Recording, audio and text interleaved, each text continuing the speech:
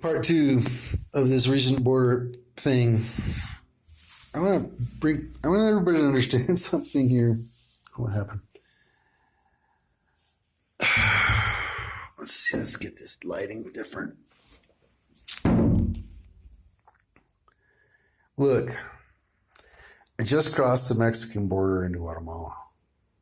And I paid some dipshit 500 pesos to let me out of the country. I'm not sure they were supposed to let me out. I'm sure there's somebody there who's pissed that I've left. And I won't go back unless the corruption problem gets fixed. But here's this. In the United States, the corruption problem exists as well. It's just that the corruption problem there is for much larger sums of money, not for little petty acts of corruption usually. It's for serious, major stuff going on. And I'm going to tell you about it. Because I think most people in the United States don't really have a clue about what's really happened at the border for the last 40 years, 50 years. I want people to take into consideration, if you're a border agent, if you're one of those guys like at the border, one of those little houses when you come pull up in your car and they say, hey, let me see your passport.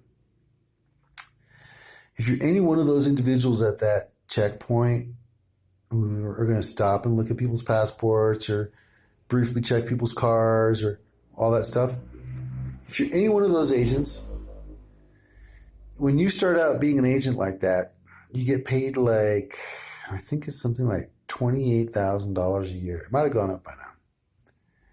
$28,000 a year. A year. Now, if you're Chapo Guzman, guess what?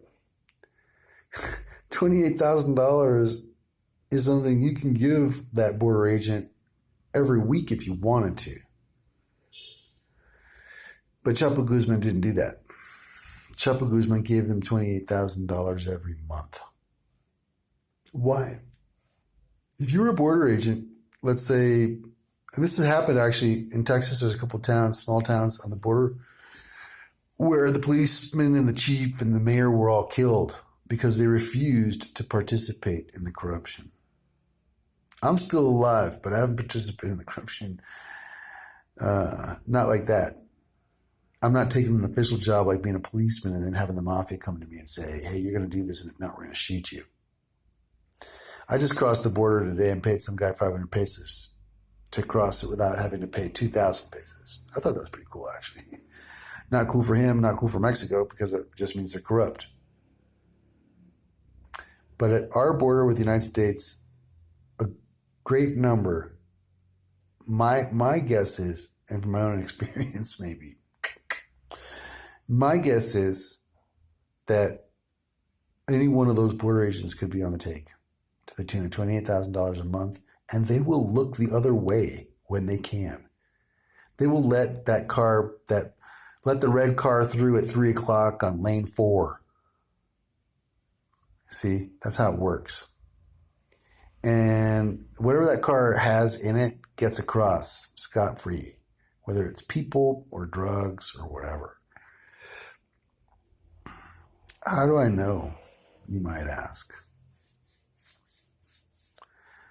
Let's just say in 1999, at the border, I saw this happening. I saw these events happening. I'm not going to go into much more detail about it. If somebody really wants to find out, they can come find me in person and talk to me about it.